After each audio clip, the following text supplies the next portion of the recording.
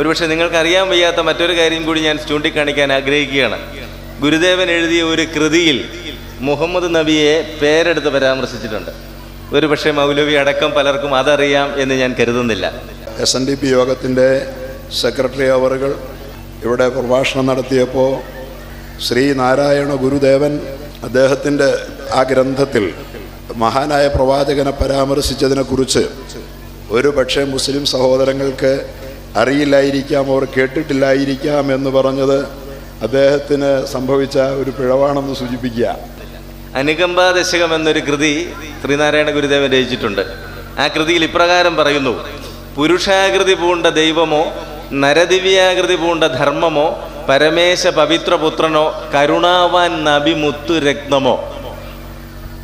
അവിടെ വ്യാസനെയും കൃഷ്ണനെയും ക്രിസ്തുവിനെയും വിശേഷിപ്പിച്ച ഗുരുദേവൻ അല്പം കൂടി വാചാലനായും നബി തിരുമേനിയെ വിശേഷിപ്പിക്കുന്നു. എങ്ങനെ?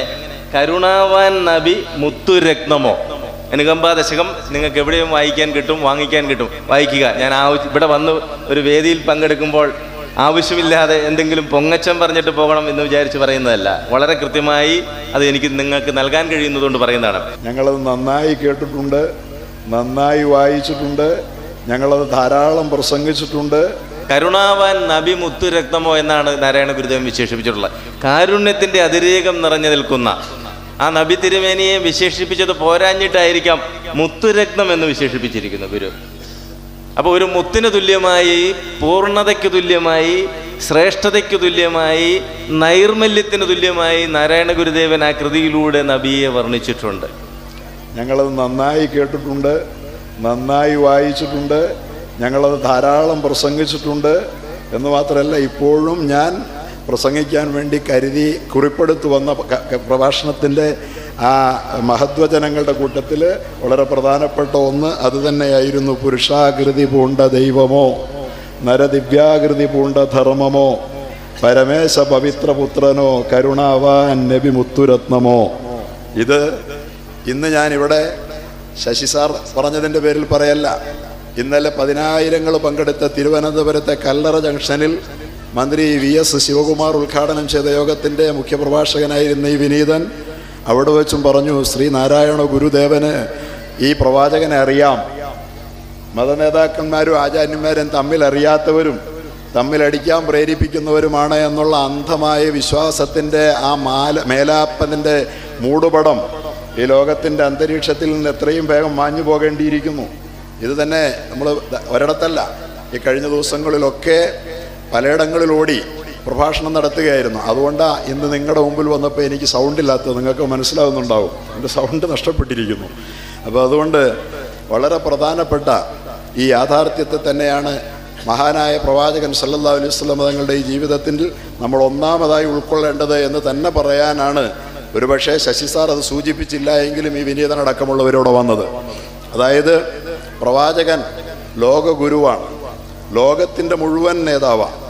ഈ ലോകത്തിന് വേണ്ടിയിട്ട് ഈ പ്രവാചകനെ പ്രപഞ്ച സംവിധായകനായ അള്ളാഹു തമ്പുരാൻ ഈ ലോകത്തേക്ക് അയക്കുമ്പോൾ ഒരിക്കലും ഈ പ്രവാചകനെ കുറിച്ച് അള്ളാഹു പറഞ്ഞില്ല, നബിയെ അറബികളെ നന്നാക്കാൻ വേണ്ടി അറബികളുടെ നായകനായി അവർക്കൊരനുഗ്രഹമായി താങ്കളെ ഞാനിതാ അയക്കുന്നുവെന്ന്. പ്രപഞ്ചനാഥനായ സംവിധായകനായ തമ്പുരാൻ പറഞ്ഞത്, നബിയെ ഒമാ അർസൽനാക ഇല്ലാ റഹ്മത്തൽ ലിൽ ആലമീൻ, അങ്ങയെ നാം അയച്ചിട്ടുള്ളത് സർവ്വലോകത്തിനും അനുഗ്രഹമായിട്ടാണ് നബിയെ എന്ന് തന്നെയാണ് അള്ളാഹു പറഞ്ഞത്.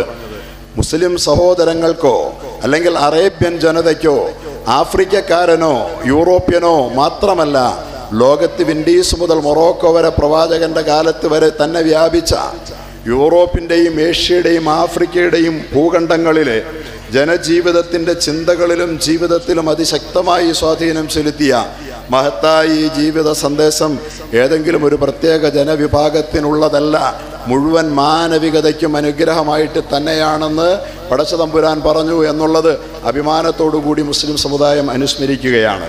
കാരണം ഈ പ്രവാചകൻ ഏതെങ്കിലും ലോകത്ത് അപ്രതീക്ഷിതമായി പൊട്ടിവീണ ഒരൊറ്റയാൻ തുരുത്തല്ല. മഹാനായി പ്രവാചകനെ കുറിച്ച് ശ്രീനാരായണ ഗുരു പരാമർശിച്ച പോലെ ഈ പ്രവാചകനെ കുറിച്ച് ലോകത്ത് പരാമർശിച്ചവർ ആരൊക്കെയാണെന്ന് നിങ്ങൾക്കറിയുമോ? ആ പരാമർശങ്ങൾ മാത്രം മതി ഈ പ്രവാചകൻ ലോകത്തിൻ്റെ പൊതു സ്വത്താണ് എന്ന് തിരിച്ചറിയാൻ, ലോകത്തിൻ്റെ പൊതു സ്വത്ത എന്നുമാത്രമല്ല, ഈ ലോകത്ത് നമ്മൾ വളരെ സന്തോഷത്തോടു കൂടി പറയാറുള്ള ഒരു സംഗതി, ലോകത്ത് ഇന്ന് നിലകൊള്ളുന്ന പ്രബല മതങ്ങൾ 3-4 ഒന്ന് ക്രൈസ്തവ മതമാണ്. ക്രൈസ്തവ മതത്തിന് 200 കോടിയോളം ജനസംഖ്യ. പിന്നീട് ലോകത്തെ പ്രബല മതം യഹൂദ മതമാണ്. പിന്നെ ലോകത്തെ മറ്റൊരു പ്രബല മതമാണ് ഹൈന്ദവ മതം, ഇന്ത്യയുടെ മഹാഭൂരിപക്ഷത്തിൻ്റെ മതം. ഈ 4 മതങ്ങളെയും ആ 4 മതത്തിൻ്റെ ആചാര്യന്മാരെയും അംഗീകരിക്കാനല്ലാതെ അവഗണിക്കരുതെന്ന്, അംഗീകരിക്കുക നിന്റെ മതപരമായ ബാധ്യതയാണെന്ന് ഈ ലോകത്തോട് ഏതെങ്കിലും ഒരു മതത്തിൻ്റെ നേതാവ് പറഞ്ഞതായി ഒരു വേദഗ്രന്ഥത്തിലും ഈ വിനീതന് കാണാൻ കഴിയുന്നില്ല. മഹാനായ പ്രവാചകൻ അങ്ങനെ പറഞ്ഞിരിക്കുക. എല്ലാ മതാചാര്യന്മാരെയും ലോകത്തൊരു പക്ഷേ ഇന്നത്തെ സംഘർഷഭരിതമായ വർത്തമാന ലോകത്തേക്ക് നാം കണ്ണോടിക്കുമ്പോൾ നമുക്ക് കാണാൻ കഴിയുന്നത് അമേരിക്കയിലെ മഹാഭൂരിപക്ഷം വരുന്ന ക്രൈസ്തവരുടെ ഭൂരിപക്ഷമുള്ള അമേരിക്കയും അതുപോലെ തന്നെ ക്രൈസ്തവർ എന്ന് അവകാശപ്പെടുന്ന ബ്രിട്ടനുമടക്കമുള്ള ഫ്രാൻസ് അടക്കമുള്ള പഞ്ചമഹാശക്തികൾ അടക്കമുള്ള ആളുകൾ ഇസ്ലാമിക ലോകത്തിന് നേരെ ബഹുമാന്യനായ ഗീവർഗീസ് അച്ഛൻ സൂചിപ്പിച്ചതുപോലെ സാമ്രാജ്യത്വം, തെറ്റായ നിഷ്ഠൂരമായ വ്യാജമായ പ്രചരണങ്ങൾ ധാരാളമായി അഴിച്ചുവിട്ടുകൊണ്ട് ക്രൈസ്തവ ഭൂരിപക്ഷമുള്ള രാഷ്ട്രവും ക്രൈസ്തവ നാമമുള്ള ഭരണാധികാരികളും ഇസ്ലാമിക ലോകത്തെ, ഇസ്ലാമിക രാജ്യങ്ങളെ, അതിൻ്റെ ഭരണകർത്താക്കളെ ക്രൂരമായ നിലയിൽ ഹിംസിക്കുന്ന കാഴ്ചയൊക്കെ നമ്മൾ കാണുന്നുണ്ടെങ്കിൽ പോലും ഒരിക്കൽ പോലും മഹാനായ പ്രവാചകന്റെ അനുയായികൾക്ക് ഈ കാഴ്ചകളുടെ എല്ലാം നടുവിൽ നിന്നുകൊണ്ടും ക്രൈസ്തവ സഹോദരങ്ങളെ നിന്ദിക്കാനോ, ക്രൈസ്തവ സഹോദരങ്ങളുടെ ആരാധ്യരായവർ അംഗീകരിക്കുന്ന ശ്രീ യേശുവിനെ നിന്ദിക്കാനോ കഴിയില്ല എന്ന് അസന്ദിഗ്ധമായി താൻ പ്രബോധനം ചെയ്ത പരിശുദ്ധമായ ഖുർആനിന്റെ വേദസൂക്തികളിലൂടെ ഈ ലോകത്തെ പഠിപ്പിച്ച നേതാവ് മുഹമ്മദ് മുസ്തഫ സല്ലല്ലാഹു അലൈഹി വസല്ലമയാണ്. സമന്വയത്തിന്റെ ഈ മഹാപ്രവാചകനെ പോലെ എല്ലാ മതങ്ങളെയും, ഒരുപക്ഷെ ഒരു മതത്തിന്റെ ആലോചനാ പരിധിയിൽ മറ്റൊരു മതം കടന്നു വരുന്നത് തന്നെ വേദഗ്രന്ഥങ്ങളിൽ കാണാൻ കഴിയാറില്ല. ഹൈന്ദവരുടെ വേദഗ്രന്ഥത്തിൽ ഇസ്ലാം പരാമർശ വിഷയമാകുന്നു എന്ന് ഹൈന്ദവ സഹോദരങ്ങൾ പറയാറില്ല. ക്രൈസ്തവരുടെ വേദഗ്രന്ഥത്തിൽ ഇസ്ലാം പരാമർശ വിഷയമാകുന്നുവെന്ന് ക്രൈസ്തവ സഹോദരങ്ങൾ ഒരുപക്ഷെ മനസ്സിലാക്കാറില്ല. പക്ഷേ പരിശുദ്ധമായ ഖുർആനിന്റെ വേദഗ്രന്ഥത്തിൽ ഒരൊറ്റ സൂക്തത്തിൽ തന്നെ ലോകത്തിന്ന് നിലനിൽക്കുന്ന 3 പ്രബല മതങ്ങളുടെയും നേതാക്കന്മാരായ 3 പ്രവാചകന്മാരെയും ഒരു പട്ടുനൂലിൽ ബന്ധിച്ചുകൊണ്ട് സംസാരിച്ച പ്രവാചകൻ പരിശുദ്ധ ഖുർആൻ വായിച്ചാൽ കാണാം. ഇത് ഖാല ഈസ ഇബ്നു മറിയമ യാ ബനി ഇസ്രായീൽ ഇന്നി റസൂലുള്ളാഹി ഇലൈക്കും മുസദ്ദിഖൻ ലിമാ ബൈന യദയ്യ മിനത്ത് തൗറാ ومبشرا برسول يأتي من بعد اسمه أحمد. പരിശുദ്ധ ഖുർആൻ എന്താ പറയുന്നതിൻ്റെ അർത്ഥം?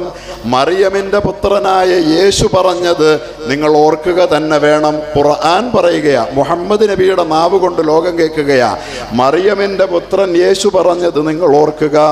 ഇന്നി യാ ബനി ഇസ്രായേൽ, അല്ലയോ ഇസ്രായേൽ ജനമേ, ഇന്നി റസൂലുള്ളാഹി ഇലൈക്കും, നിങ്ങളിലേക്ക് അയക്കപ്പെട്ട ദൈവദൂതനാകുന്നു ഞാൻ, ദൈവത്താൽ നിയുക്തനായവനാണ് ഞാൻ. എന്തിനെന്നറിയുമോ? മുസദ്ദിഖൻ ലിമാ ബൈന യദയ്യ മിനത്ത് തൗറാ, എൻ്റെ മുമ്പൊരു പ്രബോധകൻ, ഒരു പ്രവാചകൻ വന്നുപോയി. ആ പ്രവാചകന്റെ പേര് മൂസ എന്ന, മോസസ് എന്ന. അദ്ദേഹത്തിന് ഞാനൊരു ഗ്രന്ഥം നൽകിയിരുന്നു, അതിൻ്റെ പേര് തോറ എന്ന, തൗറാത്ത് എന്ന. ആ തൗറാത്ത് സത്യമാണെന്ന് സാക്ഷ്യപ്പെടുത്താൻ വേണ്ടിയാണ് ഞാൻ നിങ്ങളിലേക്ക് വന്നതെന്ന് മറിയമിൻ്റെ പുത്രൻ യേശു പറഞ്ഞു എന്ന്.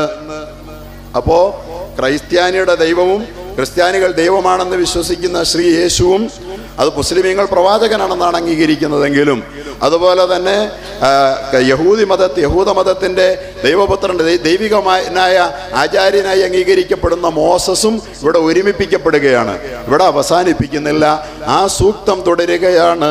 വമുബശ്ശിറൻ ബിറസൂലിൻ യഅതി മിൻ ബഅദി ഇസ്മുഹു അഹ്മദ്. അത് മാത്രമല്ല എൻ്റെ ദൗത്യം, എൻ്റെ ധർമ്മം, എനിക്ക് ശേഷവും ഇനിയൊരു പ്രവാചകൻ വരാനുണ്ട്. ആ പ്രവാചകന്റെ നാമം എന്തെന്നറിയുമോ? അഹ്മദ് എന്ന. അഹ്മദ് എന്ന് പറയുന്ന ഒരു പ്രവാചകന്റെ ആഗമനത്തെക്കുറിച്ചുള്ള സുവിശേഷം പറയാനും കൂടിയാണ് ഞാൻ വന്നതെന്ന് മറിയമന്റെ പുത്രൻ യേശു പറഞ്ഞതെന്ന്. ഇവിടെ യേശുവും മോശയും അഥവാ മൂസയും മുഹമ്മദ് നബിയും ഒരൊറ്റ സൂക്തത്തിൽ ബന്ധിച്ചുകൊണ്ട് ഈ പ്രവാചകന്മാരെല്ലാം ഒരേ ദൈവത്തിന്റെ ഒരേ സ്രോതസ്സിൽ നിന്ന് ഈ ലോകത്തേക്ക് വന്നവരാണെന്ന് ഈ ലോകത്തോട് പറഞ്ഞ ഒരൊറ്റ ഗ്രന്ഥം ഖുർആനാണ്. അപ്പൊ അതുകൊണ്ട് ഒരിക്കലും മതത്തിന്റെ ആചാര്യന്മാരെ പ്രവാചക അനുയായികളോ പ്രവാചകനോ തള്ളിപ്പറയില്ല. അത് യഹൂദികൾ ഫലസ്തീനിലെ ആളുകളെ ആട്ടിപ്പുറത്താക്കുന്നു, അവർ അവിടെ ജനിച്ചുപോയി എന്ന ഒരൊറ്റ കാരണത്തിന്റെ പേരിൽ പഞ്ചമഹാശക്തികളുടെ ഒത്താശയോടുകൂടി ഇസ്രയേലിന് ഫലസ്തീനികളെ 15 ലക്ഷത്തോളം ഫലസ്തീനികളെ നാട്ടിൽ നാട്ടിപ്പുറത്താക്കി ഇസ്രയേൽ രാഷ്ട്രം പണിത് 300 ആറ്റം ബോംബ് കയ്യിലുണ്ടായിട്ടും ചോദിക്കാതെ ഇറാൻ ഒരു ആറ്റം ബോംബ് പണിതേക്കുമോ എന്ന് വിചാരിച്ച് ഇറാന് നേരെ ആക്രമണത്തിന് കൊപ്പുകൂട്ടുന്ന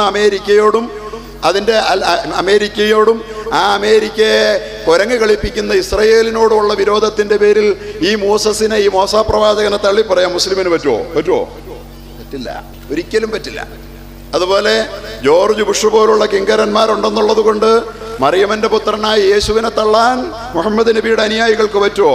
ഡെൻമാർക്കിൽ പ്രവാചകന്റെ തലയിൽ ബോംബ് വെച്ച് കെട്ടിക്കൊണ്ട് ബോംബ് തലപ്പാവ് മണിയിച്ചുകൊണ്ട് പ്രവാചകനെ ലോകത്തിന്റെ മുമ്പിൽ ശ്രീ യേശുവിന്റെ അനുയായികളാണെന്ന് വെറുതെ അവകാശപ്പെടുന്ന, നേരത്തെ പറഞ്ഞല്ലോ അവരൊന്നും അനുയായികളല്ല, വെറുതെ അവകാശപ്പെടുന്ന ആളുകൾ അപ്പണി ചെയ്തു എന്നതിൻ്റെ പേരിൽ ലോകത്ത് ഏതെങ്കിലും ഒരു മുസൽമാൻ പറയാറുണ്ടല്ലോ മുസ്ലിമീങ്ങൾ വല്ലാതെ ഭീകരമായി പ്രതികരിക്കുന്നവരാണെന്ന്.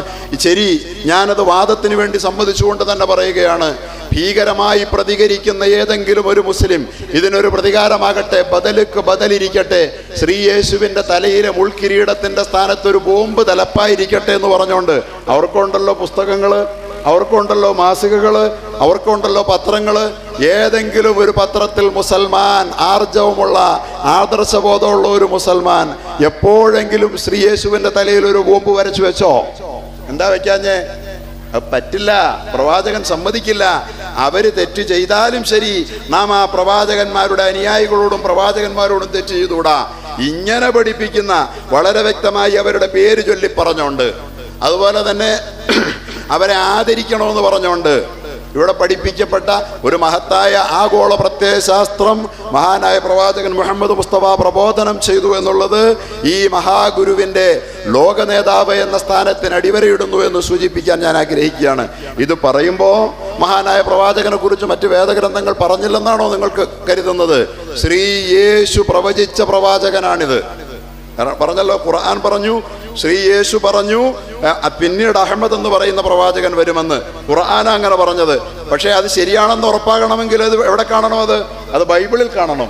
ബൈബിൾ ഞങ്ങൾ പരിശോധിച്ചു. ബൈബിൾ പരിശോധിച്ചപ്പോൾ ഇന്നും യോഹന്നാന്റെ സുവിശേഷം അതിൽ 14, 15, 16 സൂക്തങ്ങളിൽ ഇങ്ങനെ കാണാം: ഇനിയും പലതും പറവാനുണ്ട്, വഹിപ്പാൻ നിങ്ങൾക്ക് ശേഷിയില്ല. സത്യാത്മാവ് വരുമ്പോൾ അവൻ സകല സത്യത്തിലും നിങ്ങളെ വഴി നടത്തും. ഞാൻ പോകുന്നത് നിങ്ങൾക്കുത്തമം, പോകാഞ്ഞാൽ കാര്യസ്ഥൻ വരികയില്ല. പോയാലോ അവൻ വന്ന് നീതിയെക്കുറിച്ചും പാപത്തെക്കുറിച്ചും ന്യായവിധിയെക്കുറിച്ചും നിങ്ങളെ ബോധ്യം വരുത്തും എന്ന് ശ്രീ യേശു പറഞ്ഞത് 21-ാം നൂറ്റാണ്ടിലും ബൈബിളിൽ കാണാം. അപ്പൊ ശ്രീ യേശു മുഹമ്മദ് നബി അറിഞ്ഞ ആളാണ്, മുഹമ്മദ് നബിയെ പ്രവചിച്ച ആളാണ്. ഈ മഹാചാര്യന്മാർക്കിടയിൽ യാതൊരു അന്തരവുമില്ല, ഇവർക്കിടയിൽ ഒരു വിഭാഗീയതയുമില്ല. തമ്മിൽ അറിയാതെ പോയത് അനുയായികളാ. ആചാര്യന്മാർക്ക് തമ്മിലറിയാം, അറിയില്ലെന്ന് പഠിപ്പിച്ചവര് വിഭാഗീയതയുടെ ഏതെങ്കിലും ആചാര്യന്മാര് പഠിപ്പിച്ചെങ്കിൽ പിശക് പറ്റിയത് അവർക്കാ, ആചാര്യന്മാർക്കല്ല.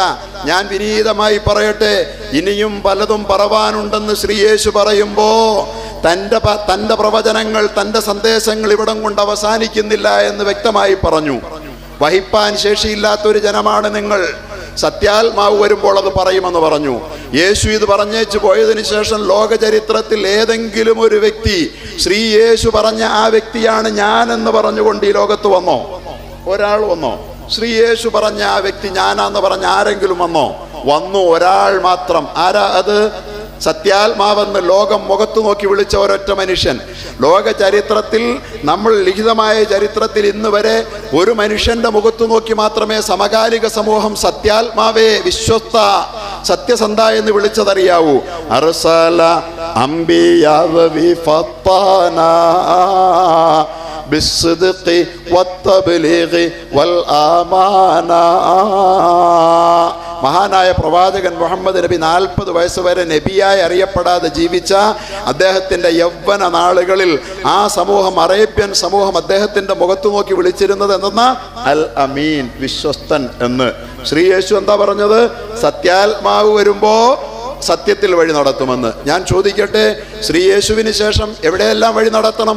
പാപത്തെക്കുറിച്ച്, നീതിയെക്കുറിച്ച്, അന്ത്യനാളിനെക്കുറിച്ച്, അഥവാ ബൈബിൾ ഭാഷയിൽ ന്യായവിധിയെക്കുറിച്ച്, ഈ പറയപ്പെട്ട കാര്യങ്ങളെക്കുറിച്ചെല്ലാം ശ്രീ യേശുവിന് ശേഷം ഈ ലോകത്തോട് പറഞ്ഞ ഒരു മനുഷ്യനെ അവകാശവാദത്തിന് വേണ്ടിയെങ്കിലും ലോക ചരിത്രത്തിൽ ചൂണ്ടിക്കാട്ടാനുണ്ടോ? ഇല്ലത് പ്രവാചകനാണ്. അതുകൊണ്ട് ശ്രീ യേശു പ്രവചിച്ചത് മഹാനായ പ്രവാചകന്റെ ആഗമനത്തെക്കുറിച്ച് തന്നെയാണ്.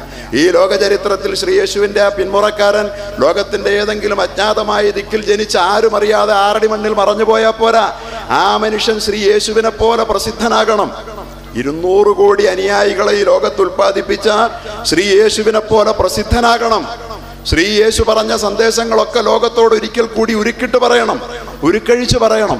അങ്ങനെ പറഞ്ഞേച്ച് എന്താ പറഞ്ഞത് മഹാനായ പ്രവാചകൻ? ഞാനൊരു മതം ഉദ്ഘാടനം ചെയ്തവനല്ല, ഞാൻ മഹാനായ ഈസാ പ്രവാചകന്റെ പ്രബോധനത്തിന്റെ തുടർച്ചക്കാരനാണ്, മഹാനായ മൂസാ പ്രവാചകന്റെ പ്രബോധനത്തിന്റെ തുടർച്ചക്കാരനാണ് എന്ന് പറഞ്ഞ പ്രവാചകൻ ശ്രീ യേശു പ്രവചിച്ച പ്രവാചകനാണ്. ശ്രീ യേശുവും മുഹമ്മദ് നബിയും തമ്മിൽ അറിയുന്നവരാണ്.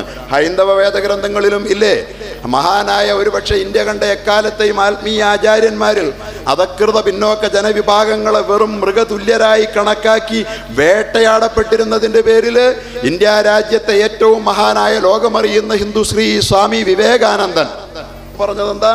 ഇതൊരു ഭ്രാന്താലയമാണെന്ന്. എന്ന് പറയാനിടയായത് എന്തുകൊണ്ടാണെന്നറിയാമോ?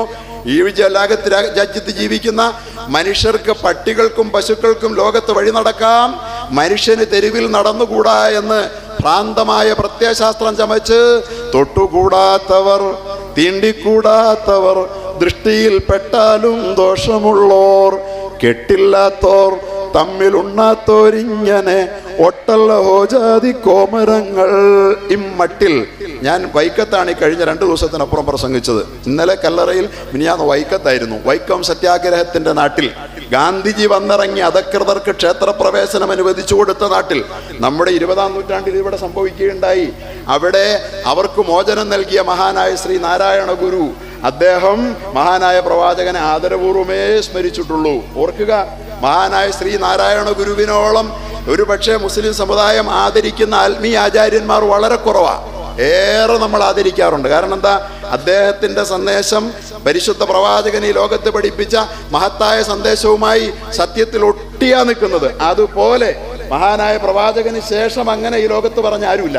ഒരു ജാതി, ഒരു മതം, ഒരു ദൈവം മനുഷ്യന്. ഇങ്ങനെ ശ്രീ നാരായണ ഗുരു 20-ാം നൂറ്റാണ്ടിൽ പറഞ്ഞു. ഈ വാക്ക് ഇതിനു മുമ്പ് ലോകം കേട്ടിട്ടുണ്ടോ? ഉണ്ട്. 6-ാം നൂറ്റാണ്ടിൽ മുഹമ്മദ് നബി അങ്ങനെയാ പറഞ്ഞ്, ഒരു ജാതി, ഒരു മതം, ഒരു ദൈവം മനുഷ്യന്. എന്താ പറഞ്ഞത്? ജാതിയില്ല, ഉച്ചനീചത്വങ്ങളില്ല. ബിലാൽ എന്ന കറമ്പനെ കഅബാലയത്തിന്റെ മോന്തായത്തിൽ കയറ്റി നിർത്തി ഇസ്ലാമിന്റെ ബാങ്ക് വിളിപ്പിച്ചപ്പോ ഒരുപറ്റം സവർണരായ പ്രവാചകാനുയായികളായ അറബികൾ പിറുപിറുത്തു. ഈ അടിമയ്ക്ക് നാശം, അവനിതാ കഅബയുടെ മോന്തായത്തിൽ. മഹാനായ പ്രവാചകൻ ലോകത്തോട് പറഞ്ഞു, യാ അയ്യുഹന്നാസ് ഇന്നാ ഖലഖനാകും മിൻ ദക്കരിൻ വ ഉൻസാ വജഅൽനാകും ശുഊബൻ വഖബായില ലിതആറഫു ഇന്ന അക്രമകും ഇൻദല്ലാഹി അത്ഖാകും. ഏ മനുഷ്യരെ എന്നാ വിളിച്ചത്? ഏ അറബി ജനമേ എന്നല്ല വിളിച്ചത്. ഏ മനുഷ്യരെ, ഇന്നാ ഖലഖനാകും മിൻ ദക്കരിൻ വ ഉൻസാ, നിന്റെ അച്ഛനും അമ്മയും ഒന്നാ. നിന്റെ അച്ഛനും അമ്മയും മനുഷ്യ, നിന്റെ അച്ഛനും അമ്മയും ഒന്നാ.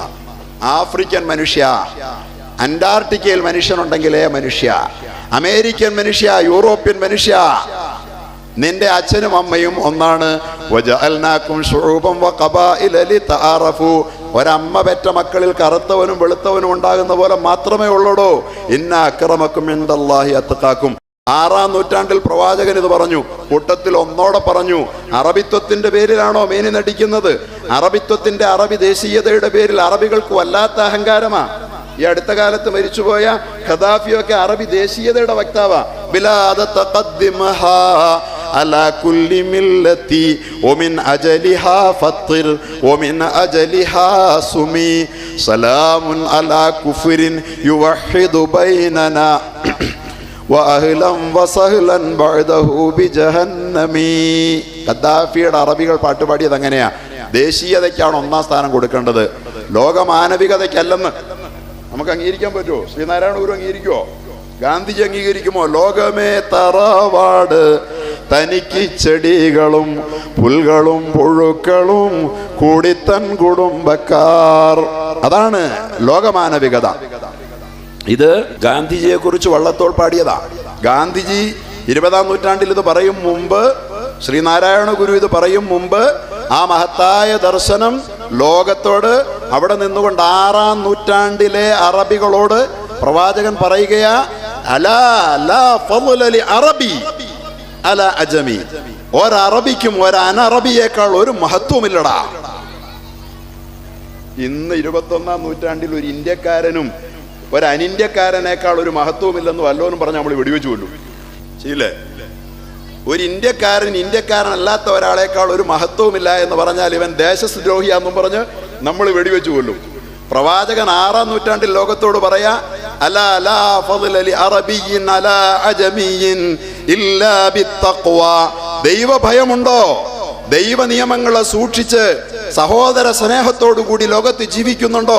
അവനല്ലാതെ ഒരറബിക്കുമില്ലടാ ഒരു മഹത്വമെന്ന് ചുമന്ന നല്ല ബ്രാഹ്മണകുമാരന്മാരെന്ന് വിശേഷിപ്പിക്കാവുന്ന നല്ല ചുമന്ന അറബികളുടെ മുഖത്ത് നോക്കി, അബൂബക്കറിന്റെ, ഉമറിന്റെ, ഉസ്മാന്റെ, അലിയുടെ മുഖത്ത് നോക്കി, കറുമ്പനായ തടിച്ച ചുണ്ടും കറുത്ത ചുരുണ്ട മുടിയുമുള്ള ബിലാലിനെ കഅബാലയത്തിന്റെ മട്ടുപ്പാവിൽ കയറ്റി നിർത്തിയിട്ട് പ്രവാചകൻ പറയുകയാ, ഇല്ലടാ ഒരു മഹത്വവും ഒരറബിക്കും എന്ന്. ലോകം കേട്ടതാ 6-ാം നൂറ്റാണ്ടിൽ ഇത്.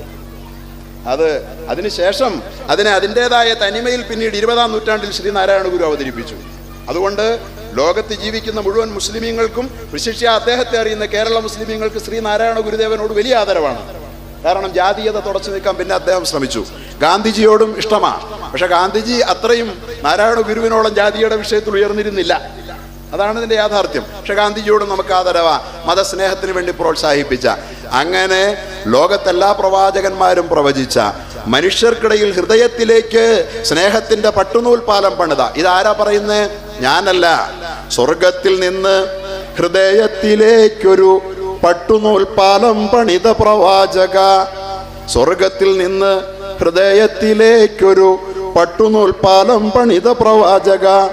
ജീവന്റെ ഭിന്നമാം നാദവൈചിത്രങ്ങൾ ഏകമാം സത്തയിൽ ബന്ധിച്ച ധാർമ്മിക.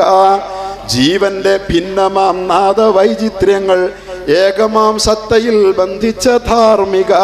ആരാ ഇത് പറയുന്നത്? ഹിന്ദുവായ സുകുമാർ കക്കാട്. നബിയെ അറിഞ്ഞവരൊക്കെ വാഴ്ത്തിയിട്ടുണ്ട്. അതുപോലെ തന്നെ ലോകത്തിന് മനുഷ്യസ്നേഹം പഠിപ്പിച്ച എല്ലാവരെയും മുസ്ലിം സമുദായം അംഗീകരിക്കുകയും പ്രശംസിക്കുകയും ചെയ്തേ പറ്റൂ. കാരണം എന്താ? അത് ലോകത്തിനെ ആദ്യം പഠിപ്പിച്ച് നാം അറിയുന്നിടത്തോളം. മറ്റു പ്രവാചകന്മാരൊക്കെ അത് തന്നെ പഠിപ്പിച്ച, ഒരു സംശയവുമില്ല. പക്ഷെ അത് ലോകവ്യാപകമായ നിലയിൽ ഇന്ന് നിലനിൽക്കത്തക്ക വിധത്തിൽ പഠിപ്പിച്ച് പ്രാവർത്തികമാക്കി പ്രവാചകൻ മുന്നോട്ട് കൊണ്ടുപോകുന്നു. നിങ്ങൾക്കറിയാമോ, മുഹമ്മദ് അലി എന്ന് പറയുന്ന ഒരു കായിക താരമുണ്ട് അമേരിക്കയിൽ. മുഹമ്മദ് അലി, അയാളുടെ പഴയ പേര് കാഷ്യസ് ക്ലേ എന്നാ. കാഷ്യസ് ക്ലേ എന്തുകൊണ്ട് മുഹമ്മദ് അലി ആയെന്നറിയാമോ? കാഷ്യസ് ക്ലേ മെൽബൺ ഒളിമ്പിക്സിൽ സ്വർണ്ണ മെഡൽ നേടി ബോക്സിംഗിൽ. എന്നിട്ട് വിജയം ആഘോഷിക്കാൻ വെള്ളക്കാരൻ ചായ കുടിച്ചുകൊണ്ടിരിക്കുന്ന ഒരു കഫയിലേക്ക് അമേരിക്കൻ തെരുവിൽ കയറി ചെന്നപ്പോ കറുമ്പൻ വരുന്നത് കണ്ടിട്ട് വെള്ളക്കാരന് പൊറുക്കാൻ കഴിഞ്ഞില്ല. അമേരിക്കയിലെ 20-ാം നൂറ്റാണ്ടിലെ വെള്ളക്കാരന് അവൻ പുറത്തില്ല. അവൻ കാറി തുപ്പി ആട്ടി പുറത്താക്കി. വിങ്ങുന്ന മനസ്സുമായി കുമ്പിട്ട ശിരസുമായി അതേ തെരുവിലൂടെ മുന്നോട്ട് നടക്കുകയാ കാഷ്യസ് ക്ലേ. അപ്പോഴാ അദ്ദേഹം കാണുന്നത്, അതേ തെരുവിൽ കറുത്തവനും വെളുത്തവനും തോളോട് ഒട്ടി നിന്ന് ഇങ്ങനെ കൈകെട്ടി പ്രാർത്ഥിക്കുന്നു. അതൊരു മുസ്ലിം പള്ളിയുടെ അകത്തളമായിരുന്നു, അമേരിക്കയിൽ തന്നെ. അദ്ദേഹം അങ്ങോട്ട് കയറി ചെന്നു, ചോദിച്ചു, ഇതെന്താ ഇങ്ങനെ? ഞാൻ ഈ രാജ്യത്തിന് ഒരു ഒളിമ്പിക്സ് വ്യക്തിഗത മെഡൽ എന്ന് പറയുന്നത് ഇന്ത്യ രാജ്യത്തിന് ഇന്നും സ്വപ്നമാണ്. അവിടെ രാജ്യത്തിന് വേണ്ടി സ്വർണ്ണപ്പതക്കം നേടി നെഞ്ചിൽ തങ്കപ്പതക്കം അണിഞ്ഞു വന്നവൻ ആട്ടി പുറത്താക്കിയിടത്തുനിന്ന് വന്നവൻ അതിന്റെ വിങ്ങൽ മാറിയിട്ടില്ല. ഇവിടെ എന്താ ഇങ്ങനെ? ഇതോ ജന്മനാ മനുഷ്യനെ സഹോദരനായി കാണുന്ന ഇസ്ലാമിന്റെ അനുയായികളാ ഞങ്ങൾക്ക് ഇവിടെ വിവേചനമൊന്നുമില്ല. ഇങ്ങനെയാണ് ഇസ്ലാം ഞങ്ങളെ പഠിപ്പിക്കുന്നത്. എന്നാൽ ആ ഇസ്ലാം എനിക്ക് വേണം. Cassius Clay became Muhammad Ali. നോക്കൂ, മാർട്ടിൻ ലൂതർ കിങ് കറുത്തവർക്ക് വേണ്ടി ഏറ്റവും അധികം പോരാടിയ അമേരിക്കയുടെ തെരുവിൽ അറേബ്യൻ മണലാരുണ്യത്തിന്റെ സന്തതിയായ മുഹമ്മദ് മുസ്തഫ വേണ്ടി വന്നു ഒരു കാഴ്ചക്കളേക്ക് മനുഷ്യത്വം നൽകാൻ. ഇതവിടെ ഒതുങ്ങുന്നുണ്ടോ? ശില്പ ഷെട്ടി എന്ന് പറയുന്ന ഇന്ത്യൻ സുന്ദരി ബ്രിട്ടനിൽ സെലിബ്രിറ്റി ഷോയിൽ പങ്കെടുക്കാൻ പോയി. അവൾ അവിടെ പോയി പരിപാടി പങ്കെടുത്തുകൊണ്ടിരിക്കുമ്പോൾ കൂട്ടത്തിൽ മത്സരിച്ച വെള്ളക്കാരി വംശീയമായി അധിക്ഷേപിച്ചു. ശില്പ ഷെട്ടി പൊട്ടിക്കറിഞ്ഞു. 21-ാം നൂറ്റാണ്ടിന്റെ ബ്രിട്ടനാ, സംസ്കാര സമ്പന്നനും പരിഷ്കൃതരെന്നൊക്കെ അവകാശപ്പെടുന്ന ബ്രിട്ടൻ. നോക്കൂ, കറുത്തവനെയും വെളുത്തവനെയും ഇന്ന് ഉൾക്കൊള്ളാൻ പറ്റില്ല. പക്ഷെ ബ്രിട്ടനിലെ പള്ളി പോയി നോക്കൂ, കറുമ്പനും വെളുമ്പനും ഒന്നിച്ച് നിസ്കരിക്കുന്ന കാഴ്ച കാണാം. ഗാന്ധിജി പ്രവർത്തിച്ച ഇന്ത്യൻ മണ്ണിൽ, ശ്രീനാരായണ ഗുരു ഐത്തത്ത് ഒച്ചാടനത്തിന് വേണ്ടി പ്രവർത്തിച്ച കേരള മണ്ണ് വ്യത്യസ്തമായിട്ടുണ്ട് ഏതാണ്ട്. അതിനപ്പുറത്ത് തമിഴ്നാട്ടിൽ ചെന്നാൽ മഹാനായ ശ്രീനാരായണ ഗുരുവിന്റെ സന്ദേശം അത്ര അങ്ങോട്ട് എത്താത്തതുകൊണ്ട് ഇന്നും പഴയതാ സ്ഥിതി തഥൈവ. ഉത്തരേന്ത്യയിൽ ചെന്ന ഭുജിൽ ഭൂകമ്പം ഉണ്ടായ സമയത്ത് അഭയാർത്ഥി ക്യാമ്പിൽ ക്യൂ നിന്നുകൊണ്ട് ഭക്ഷണം മേടിച്ച് കഴിക്കാൻ പോയപ്പോ സവർണൻ ഒരു ക്യൂ, അവർണന് വേറൊരു ക്യൂ. ഇതാണ് ഉത്തരേന്ത്യ, ഗാന്ധിജിയുടെ മണ്ണിൽ. പക്ഷെ ഡൽഹി ജുമാ മസ്ജിദിന്റെ നമസ്കാരത്തിന് പള്ളി മിനാരത്തിൽ ബാങ്ക് മുഴങ്ങുമ്പോൾ ഡൽഹി ജുമാ മസ്ജിദിലേക്ക് ഒരു കറമ്പൻ മുസൽമാൻ കയറി ചെന്നാൽ ജുമാ മസ്ജിദിന്റെ 1-ാമത്തെ സഫിൽ ഇമാമിന്റെ തൊട്ടു പിന്നിൽ നിന്ന് നമസ്കരിക്കാം.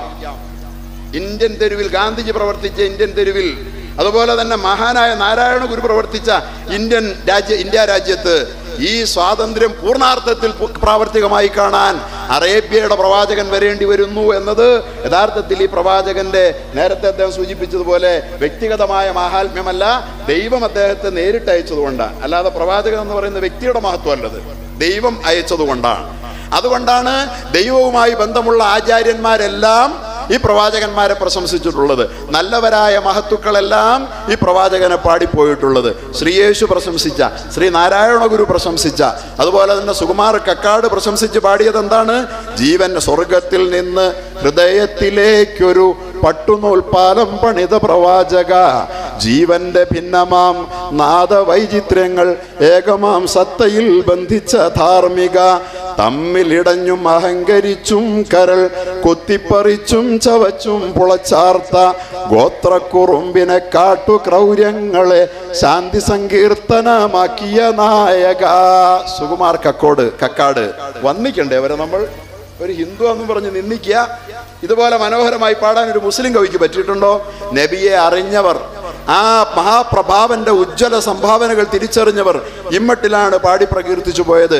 മഹാനായ, അതുകൊണ്ടാണ് ലോകചിന്തകനായ മൈക്കിൾ എച്ച് ഹാർട്ട് ഒരു പുസ്തകം എഴുതി. ആ പുസ്തകത്തിൽ ഈ പ്രവാചകൻ ലോകത്തിന് നൽകിയ സംഭാവനയെ കുറിച്ച് പറഞ്ഞത് എന്താണെന്നറിയുമോ? സാഹോദര്യവും ലോകത്തിന്റെ സർവ്വതലസ്പർശിയായ നേട്ടം ഈ പ്രവാചകന്റേതാണ്. ദ 100. ആ പുസ്തകത്തിന്റെ 100 ആളുകൾ, യേശുക്രിസ്തു ഉണ്ട്, ആൽബർട്ട് ഐൻസ്റ്റീൻ ഉണ്ട്, എല്ലാവരും ഉണ്ട്, ക്രിസ്ത്യാനിയാണ്, ശാസ്ത്രജ്ഞനാണ്. പക്ഷേ 1-ാം സ്ഥാനം മുഹമ്മദിന് കൊടുത്തു.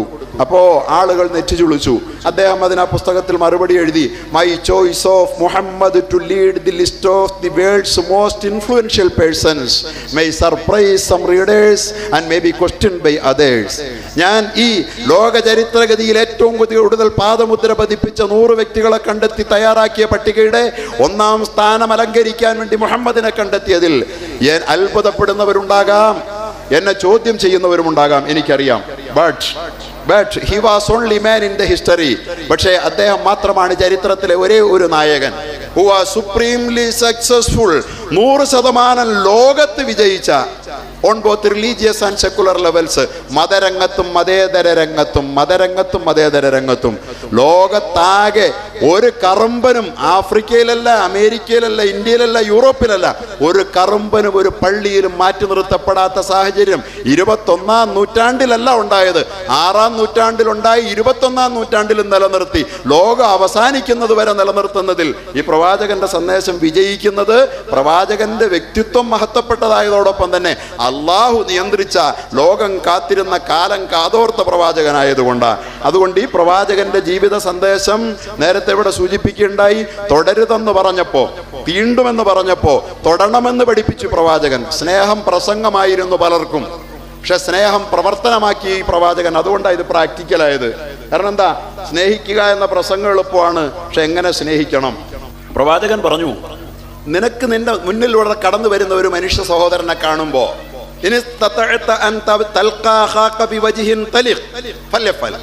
ചുമ്മാ ചിരിച്ച മുഖത്തോടെ അവനെ നോക്കാൻ പറ്റുമെങ്കിൽ നീ നോക്കണം. ചിരിച്ചോണ്ട് നോക്കാൻ പറ്റിയാൽ നോക്കണം. ഇന്ന് ലോകത്തെ മെട്രോപൊളിറ്റൻ സിറ്റികളിലൂടെയൊക്കെ മനുഷ്യന്മാർ മുഖത്തോട് മുഖം കൂട്ടിയിടിച്ച് കടന്നു പോകുമ്പോഴും ആരും നേരെ നോക്കൂല. പ്രവാചകൻ പറഞ്ഞു, മനുഷ്യൻ മനുഷ്യനെ കണ്ടാതെ കണ്ണടച്ച് കടന്നു പോകരുത്, നോക്കണം, ചിരിച്ചോണ്ട് നോക്കണം. സുന്നത്താണ്, നിനക്കതിന് ദാനധർമ്മത്തിന്റെ കൂലിയുണ്ട്. ഇത് പറഞ്ഞതേ അനുയായികൾ ചെയ്യാൻ തുടങ്ങി, സ്നേഹം പ്രാക്ടീസ് ചെയ്യാൻ തുടങ്ങി അന്ന് മുതൽ. മതിയോ? പ്രവാചകൻ പറഞ്ഞു 6 കടമകളുണ്ട് ആ കൂട്ടത്തിൽ. ഒന്നാമത്തെ കണ്ടുമുട്ടിയാൽ സലാം പറയണം. മിണ്ടരുതെന്ന് പറഞ്ഞിടത്ത് സലാം പറഞ്ഞ് മിണ്ടണം. വാ തുറന്ന് സഹോദരനോട് സലാം പറഞ്ഞ് സ്നേഹം പങ്കുവെക്കണം. ഇങ്ങനെ സ്നേഹം പ്രാക്ടീസ് ചെയ്തു. പിന്നെയോ അതും പോരാ, പിന്നെ ഇന്നമിൻ തമാമി തഹയ്യത്തിൽ മുസാഫഹ, അഭിവാദ്യത്തിന്റെ പൂർണ്ണത ഹസ്തദാനമാണ്. അൺടച്ചബിലിറ്റി, തൊടരുതെന്ന് ലോകം പഠിപ്പിച്ചപ്പോ തൊടടാ നിന്റെ മനുഷ്യ സഹോദരനെ, ഹസ്തദാനം ചെയ്യടാ പ്രവാചകൻ പഠിപ്പിച്ചു. ഇത് അന്ന് മുതൽ പ്രാക്ടീസ് ചെയ്തു വന്നൊരു സമൂഹത്തിൽ എങ്ങനെയാ ഇത് ഇടയ്ക്ക് വെച്ച് മുറിക്കാൻ പറ്റുക? അതുകൊണ്ടാണ് ലോകം മുഴുവൻ ഈ സ്നേഹ സാന്ത്വനം, ഈ സാഹോദര്യം ഇന്നും നിലനിൽക്കുന്നത്. അതുകൊണ്ട് എൻ്റെ പ്രിയപ്പെട്ടവരെ, വഴികൾ ഇനി ഏറെ പറയാനുണ്ട്. ലോകത്തിന് സക്കറിയ അടുത്ത കാലത്ത് പറയേണ്ട യുക്തിവാദിയ മതത്തെ അംഗീകരിക്കാത്ത ആളാണ്. പക്ഷെ അദ്ദേഹം ഒരിക്കൽ ഒരു മാതൃഭൂമിയിൽ എഴുതുകയുണ്ടായി, ലോകത്തിന് എനിക്ക് പ്രവാചകനോട് വല്ലാത്ത ഇഷ്ടമാണ്, അദ്ദേഹത്തിൻ്റെ ആ ഹദീസുകൾ ഈ മുസ്ലിമീങ്ങൾ ലോകത്തെ ഒന്ന് കേൾപ്പിക്കണം, അത് ചെയ്യാത്തത് കൊണ്ടാണ് ഈ പ്രവാചകനെ തെറ്റിദ്ധരിക്കുന്നത് എന്ന് പറഞ്ഞിട്ട് അദ്ദേഹം പറയുകയുണ്ടായി, ഈ പ്രവാചകനോട് എൻ്റെ കഥകളിൽ പലപ്പോഴും ആ പ്രവാചകന്റെ ഒരു പുസ്തകമുണ്ടല്ലോ, സജ്ജനങ്ങളുടെ ഉദ്യാനം എന്ന് അദ്ദേഹം പറഞ്ഞു. റിയാദു സാലിഹീൻ എന്ന് പറയുന്ന ഒരു അറബി കൃതിയുണ്ട്, അതിൻ്റെ മലയാളമാണ് സജ്ജനങ്ങളുടെ ആരാമം എന്ന്. ആ സജ്ജനങ്ങളുടെ ആരാമത്തിലെ കഥകൾ കൊണ്ടാണ് ഞാൻ എൻ്റെ കഥകൾ പലതും തുടങ്ങിയിട്ടുള്ളത്. ആര് പറയാ? സക്കറിയ. എന്നിട്ട് അദ്ദേഹം പറഞ്ഞു, മുടി മുറിക്കുന്നതിന്റെ നീളം മുതൽ മുണ്ടുടുക്കുന്നതിന്റെ നീളം വരെ ലോകത്തെ പഠിപ്പിച്ച നേതാവ്, മൂക്കു ചീറ്റുന്ന രീതി മുതൽ മൂത്രമൊഴിക്കുന്ന രീതി വരെ ലോകത്തെ പഠിപ്പിച്ച നേതാവ്, പ്രസംഗത്തിന്റെ വിശേഷണങ്ങൾ മുതൽ പ്രാർത്ഥനയുടെ രീതികൾ വരെ ലോകത്തെ പഠിപ്പിച്ച നേതാവ്, ആരുണ്ടിവിടെ വേറെ? അതാ അനുയായികൾ അനുധാവനം ചെയ്യുന്നു കോടാനുകോടികൾ എന്ന്. ആലോചിച്ചു. പ്രാക്ടിക്കലാണ് ജീവിതം. ഇവിടെയാണ് പ്രവാചകൻ മറ്റു പലരേക്കാൾ കൂടുതൽ വിജയിച്ചത്. കാരണം എന്താ? മുടി മുറിക്കുന്നതിന്റെ നീളം എങ്ങനെയും മുടി മുറിച്ചുകൂടാ മുസൽമാന്. നിങ്ങൾക്കറിയോ, മുസ്ലിമീങ്ങളെ ചില ആളുകളെ കാണുമ്പോൾ രൂപത്തിൽ പ്രവാചകനെ പോലെയാ. ആളുകൾ പറയും അത് താലിബാൻ പോലെയാന്ന് തെറ്റിദ്ധാരണ. പ്രവാചകൻ അങ്ങനെ ആയതുകൊണ്ടാണ്. താലിബാൻ അങ്ങനെ ചെയ്തതിന് ആര് പഠിച്ചു? അപ്പൊ യഥാർത്ഥത്തിൽ ആ താടി അങ്ങനെ നീട്ടുന്ന, മുടി പ്രവാചകൻ മുടിച്ചതുപോലെ മുറിക്കുന്ന, ശിരോവസ്ത്രമണിയുന്ന, മുടി മുറിക്കുന്നത് മുതൽ മുണ്ടുടുക്കുന്നതിന്റെ മുസ്ലിമീങ്ങൾ സാധാരണ കണങ്കാലിന്റെ താഴോട്ട് വസ്ത്രം വലിച്ചഴയ്ക്കാൻ പാടില്ല. അങ്ങനെ ആരെങ്കിലും വലിച്ചഴച്ചാൽ ദൈവമോനെ കടാക്ഷിക്കില്ല അന്ത്യനാളിൽ നിന്ന് ആ പ്രവാചകൻ പഠിപ്പിച്ചു. മുണ്ടുടുക്കുന്നതിന്റെ നീളം വരെ പഠിപ്പിച്ച, മൂക്കിടത് കൈകൊണ്ടേ ചീറ്റാവൂ, ആ മൂക്ക് ചീറ്റിയ വിസർജ്യം ജനങ്ങൾ നടക്കുന്ന വഴിയോരത്ത് തെറിപ്പിക്കരുതെന്ന് പ്രവാചകൻ പഠിപ്പിച്ചു. അതുകൊണ്ട് ഇടത് കൈകൊണ്ട് അല്ലാതെ വലത് കൈകൊണ്ട് മൂക്കു ചീറ്റാത്ത കോടാനുകോടി അനുയായികളെ സൃഷ്ടിച്ച, മൂത്രമൊഴിക്കുന്നതിന്റെ രീതി വരെ പഠിപ്പിച്ച, പലയിടത്തും കാണാറുണ്ട്. ഞാൻ കുറ്റപ്പെടുത്തുകയാണെന്ന് ധരിക്കരുത്, നമ്മുടെ പ്രബുദ്ധമായ കേരളത്തിൽ പോലും എവിടെയെങ്കിലും ഇടനാഴി ഉണ്ടെങ്കിൽ മുകൾ നിലയെ താമസിക്കുന്ന കട്ടപ്പോകാം. കാരണം പല വിശിഷ്ട ദൃശ്യങ്ങളും കാണേണ്ടി വരും. താഴെ വന്ന ആളുകൾ ഇടനാഴിയിലേക്ക് പ്രവേശിക്കുമ്പോൾ ആ സ്വകാര്യതയിൽ അവൻ മൂത്രമൊഴിക്കാൻ വേണ്ടി പൊക്കിക്കളയും. ഇതാണ് പ്രബുദ്ധ കേരളത്തിന്റെ സ്ഥിതി. പക്ഷേ ഒരൊറ്റ മുസൽമാൻ ലോകത്ത് തെരുവിൽ മുണ്ടുപൊക്കി നിന്നും ഉള്ളില്ല. എന്താ? പ്രവാചകൻ പഠിപ്പിച്ചോണ്ടാ. അത് വേറെ കാര്യമൊന്നുമല്ല. ഉള്ളോ? ഇനി ആരേലും മുള്ളിയാ ഞാൻ തീർത്തു പറയുന്നു മുസൽമാനല്ല. ഉള്ളൂല്ല. അവൻ ഇരുന്നേ മുള്ളൂ, വെള്ളം എടുത്തേ മുള്ളൂ, തെരുവിൽ നിന്ന് മുണ്ടുപൊക്കി ഉള്ളവൻ. അതാ സക്കറിയ പറഞ്ഞത്. ഇതൊക്കെ വിവരമുള്ളവർ പഠിച്ചിട്ടുണ്ട്. അതുകൊണ്ട് ഈ പ്രവാചകനെ പഠിച്ച ആചാര്യന്മാർ നമ്മുടെയും ആചാര്യന്മാരാണ്. അവരെ നാം വന്ദിക്കണം. അവരിൽ ഹിന്ദുവും ക്രിസ്ത്യാനിയും മുസൽമാനും ഒക്കെ ഉണ്ട്. പണ്ഡിറ്റ് കറുപ്പൻ എന്താണ് ഈ പ്രവാചകനെ കുറിച്ച് പറഞ്ഞതെന്നറിയുമോ? ആരുടെ ചിന്തയും വാണിയും വൃത്തിയും നേരായിട്ടെപ്പോഴും ലാലസിപ്പൂ. ആരുടെ ചിന്തയും വാണിയും വൃത്തിയും നേരായിട്ടെപ്പോഴും ലാലസിപ്പൂ. ജീവിത പന്ഥാവിൽ സോദര്യ സ്നേഹമാം പൂവിൻ്റെ സൗരഭ്യം വ്യാപരിപ്പൂ. ജീവിത പന്ഥാവിൽ സോദര്യ സ്നേഹമാം പൂവിൻ്റെ സൗരഭ്യം വ്യാപരിപ്പൂ. നിസ്സീമ സത്യത്തിൻ പച്ചക്കൊടി പാറും ഇസ്ലാമിക ആദർശ കോട്ടയുന്നും.